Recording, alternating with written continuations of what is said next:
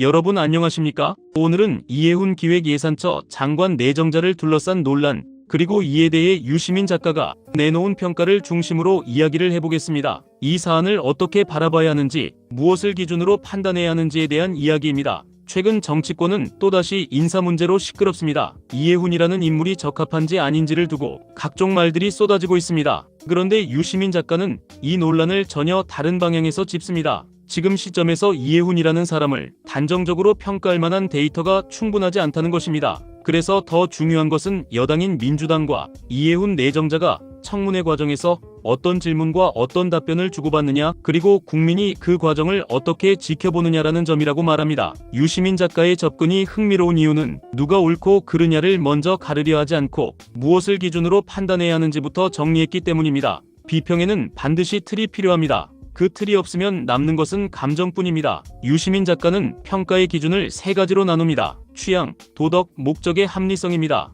먼저 취향의 문제입니다. 취향은 개인의 주관입니다. 당신이 이해훈이라면 이 자리에 응하겠느냐? 나는 응하지 않겠다. 이런 말은 누구나 할 수 있습니다. 시민으로서 싫다고 말하는 것은 자유입니다. 그러나 비평이 거기서 멈추면 안 됩니다. 내가 싫다고 해서 그 결정이 곧바로 잘못이 되는 것은 아니기 때문입니다. 유시민 작가가 강조한 지점도 바로 이것입니다. 취향은 말할 수 있지만 공적인 평가의 잣대가 되기는 어렵다는 점입니다. 그런데 지금 국민의힘은 이 취향의 언어를 정치적 처벌의 언어로 바꾸고 있습니다. 배신자, 변절자, 부역 같은 단어들이 등장합니다. 누군가의 선택 자체를 마치 죄인 것처럼 몰아갑니다. 이 지점에서 이미 논의는 흔들립니다. 인사에 대한 검증이 아니라 충성심을 따지는 시험으로 변질되기 때문입니다. 다음은 도덕의 영역입니다. 이 부분에서는 비평이 가능합니다. 만약 이해훈 내정자가 과거와 다른 태도로 갑작스럽게 방향을 틀었다는 인상을 준다면 그 지점은 도덕의 문제로 읽힐 수 있습니다. 장동혁 의원이 즐겨 인용하는 김중배의 발언 역시 이런 정서에 기대고 있습니다. 또 다른 방향으로는 이재명 대통령의 정치적 도덕성도 질문할 수 있습니다. 왜 이런 선택을 했는지, 왜 하필 이해훈인지, 이 선택으로 인해 지지층의 반발이 예상된다면 그것을 감당할 준비가 되어 있는지, 이런 질문은 충분히 가능합니다. 다만 도덕만으로 결론을 내리기 시작하면 결국 진영 감정의 싸움으로 끝나기 쉽습니다. 누가 더 배신했느냐, 누가 더 얄밉느냐의 문제로 흐르면 논의는 거기서 멈춥니다. 국민의힘이 지금 몰고 가는 방향이 바로 그것입니다. 그렇기 때문에 그 프레임에 말려들 필요는 없습니다. 유시민 작가가 가장 중요하다고 강조한 기준은 세 번째, 목적의 합리성입니다. 이재명 대통령이 어떤 목적을 위해 이 선택을 했는지, 그리고 그 목적을 달성하는데 이해훈이 적합한 사람인지 따져보자는 것입니다. 여기서 논의는 비로소 현실로 내려옵니다. 출신이 어디냐, 과거에 어떤 발언을 했느냐를 넘어서 그 자리에 앉았을 때 국가가 실제로 더 나아질 수 있느냐가 중심이 됩니다. 이 판단을 하려면 전제가 필요합니다. 기획예산처가 어떤 일을 하는 곳인지부터 정확히 이해해야 합니다. 그런데 언론은 기획예산처 장관이라는 명칭의 생소함만 강조할 뿐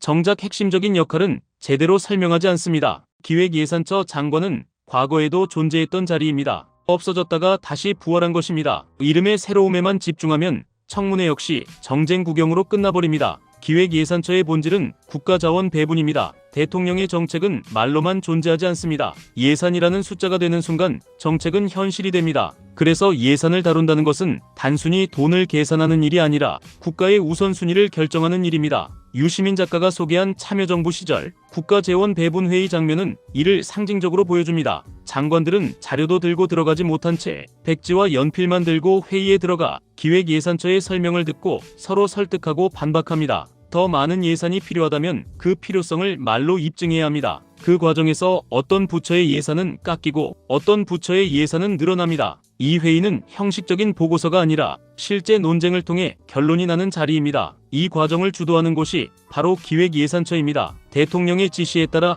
예산 배분의 큰 그림을 맞추는 일은 기술적인 작업일 수 있습니다. 그러나 더 까다로운 기능은 예산 편성과 집행의 효율을 끌어올리는 일입니다. 이미 진행 중인 사업 가운데 문제 사업을 골라내고 왜 효과가 없는지, 중복은 없는지, 비효율이 왜 방치됐는지를 따져 묻는 작업입니다. 부처 간 중복 사업이나 이름만 바꾼 반복 사업이 걸리면 장관들 사이의 충돌은 불가피합니다. 이 과정은 단순한 행정이 아니라 정치의 본질입니다. 누군가의 이해관계를 정면으로 건드리기 때문입니다. 그래서 이 자리에 필요한 능력은 분명합니다. 인간관계를 중시하며 적당히 넘어가려는 사람은 오래 버티기 어렵습니다. 누군가의 부탁을 거절해야 하고 지역 민원을 잘라야 하며 비효율을 공개적으로 지적해야 합니다. 유시민 작가가 말한 몰수하고 끊고 자르기가 가능한 사람이 필요하다는 말은 바로 이 현실을 가리킵니다. 이재명 대통령이 왜 이해훈을 선택했는지 이해할 수 있다는 유시민 작가의 말도 이 맥락에서 나옵니다. 민주당 내부 인사들끼리 예산을 다루다 보면 서로 봐주고 미안해하고 적당히 넘어가려는 유혹이 생길 수 있습니다. 그럴 때 외부 결을 가진 사람에게 정리를 맡기는 방식이 선택될 수 있습니다.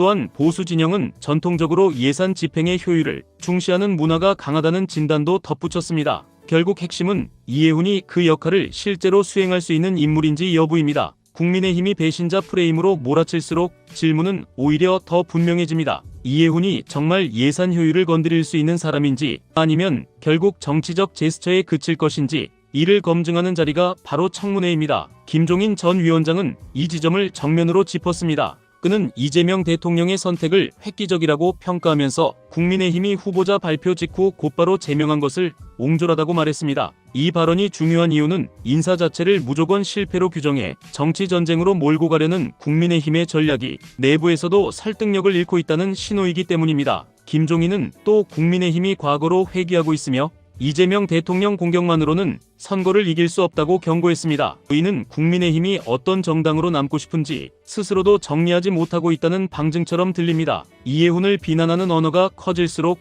그 언어는 되돌아와 국민의힘의 인사검증과 공천 책임을 찌르게 됩니다. 함께 정치했던 인물의 논란을 잘 알고 있었다는 식의 말이 나오는 순간 그럼에도 불구하고 공천을 반복해준 쪽은 누구냐는 질문이 남습니다. 의는 스스로에게 책임을 돌리는 구조가 됩니다. 결국 논점은 두 갈래입니다. 하나는 이해훈 개인의 문제입니다. 과거 갑질 의혹이 사실이라면 사과와 반성이 필요합니다. 이는 덮고 갈 수 없는 문제입니다. 공직은 능력만으로 통과하는 자리가 아니기 때문입니다. 다른 하나는 그 논란을 넘어 기획예산처 장관으로서 무엇을 할 것인지입니다. 예산은 숫자이면서 권력이고 동시에 국민의 삶입니다. 혈세를 아끼겠다는 말은 누구나 합니다. 그러나 실제로 사업을 정리하고 중복을 없애는 일은 정치적 손해를 감수해야만 가능한 일입니다. 청문회는 바로 이 지점을 물어야 합니다. 예산 집행 효율을 어떻게 정의하는지, 어떤 기준으로 문제 사업을 가려낼 것인지, 부처의 반발을 어떻게 설득할 것인지, 대통령의 정책 방향을 숫자로 구현하면서도 낭비를 막을 균형 감각이 있는지,